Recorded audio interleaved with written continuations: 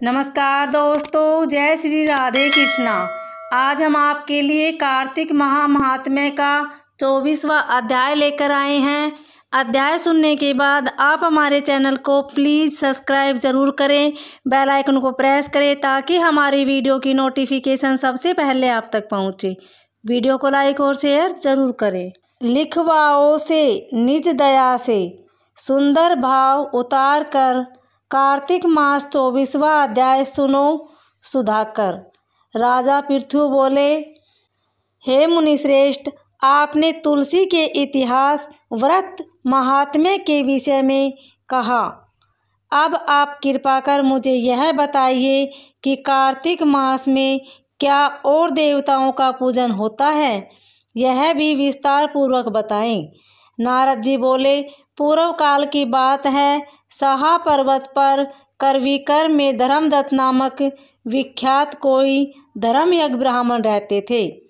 एक दिन कार्तिक मास में भगवान विष्णु के समीप जागरण करने के लिए वे भगवान के मंदिर की ओर चले। उस समय एक पहर रात बाकी थी।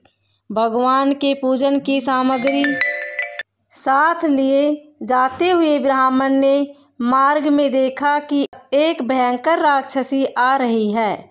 उसका शरीर नंगा और मांस रहित था। उसके बड़े बड़े दांत, लपकती हुई जीभ और लाल नेत्र देखकर ब्राह्मण भय से थर्रा उठे। उनका सारा शरीर कांपने लगा। उन्होंने साहस करके पूजा की सामग्री तथा जल से ही उस राक्षसी के ऊपर प्रहार किया। उन्होंने हरि नाम का स्मरण करके तुलसी दल मिश्रित जल से उसको मारा था, इसलिए उसका सारा पातक नष्ट हो गया। अब उसे अपने पूर्व जन्म के कर्मों के परिणाम स्वरूप प्राप्त हुई दुर्दशा का स्मरण हो आया। उसने ब्राह्मण को दंडवत प्रणाम करके इस प्रकार कहा, ब्राह्मण, मैं पूर्व जन्म के कर्मों के फल से इस दशा को पहुँची हूँ। अब मुझे किस प्रकार उत्तम गति प्राप्त होगी। धर्मदत्त ने उसे इस प्रकार प्रणाम करते हुए देखकर आश्चर्यचकित होते हुए पूछा, किस कर्म के फल से तुम इस दशा को पहुँची हो? कहा कि रहने वाली हो, तुम्हारा नाम क्या है और आचार व्यवहार कैसा है, ये सारी बातें मुझे बताओ। उस राक्षसी का नाम कलहा था। कलहा बोली, ब्राह्मण, मेरे पूर्व जन्म की बात है। सौराष्ट्र नगर में भिक्षु नामक एक ब्राह्मण रहते थे। मैं उनकी पत्नी थी। मेरा नाम कलहा था और मैं बड़े क्रूर स्वभाव की स्त्री थी। मैंने वचन से भी कभी अपने पति का भला नहीं किया। उन्हें कभी मीठा भोजन नहीं परोसा। सदा अपने स्वामी को धोखा ही देती रही। मुझे कलह विशेष प्रिय था, इसलिए मेरे पति का मन मुझसे सदा उद्विग्न रहा करता था। अंत तो गत्वा उन्होंने दूसरी स्त्री से विवाह करने का निश्चय कर लिया। तब मैंने विष खाकर अपने प्राण त्याग दिए। फिर यमराज के दूत आए और मुझे बांधकर पीटते हुए यमलोक में ले गए। वहाँ यमराज ने मुझे देखकर चित्रगुप्त से पूछा, चित्रगुप्त, देखो तो सही, इसने कैसा कर्म किया है। जैसा इसका कर्म हो उसके अनुसार यह शुभ या अशुभ फल प्राप्त करे।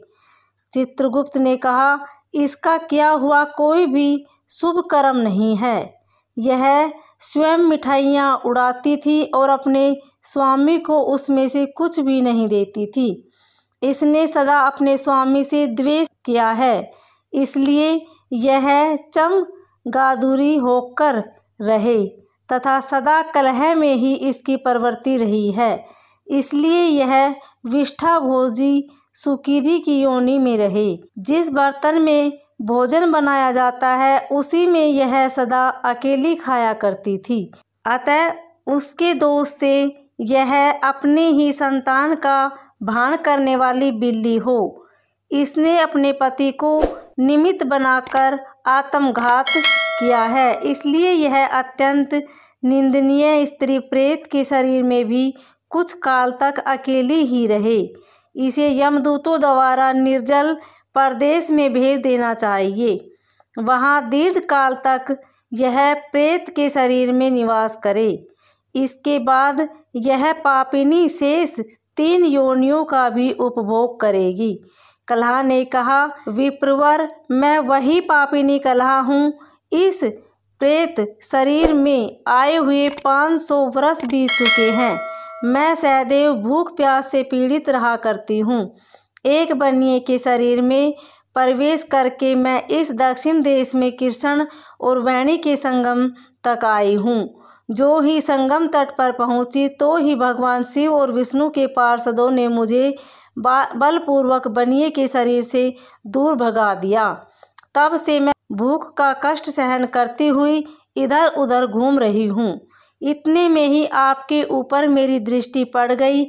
आपके हाथ से तुलसी मिश्रित जल का संसर्ग पाकर मेरे सब पाप नष्ट हो गए।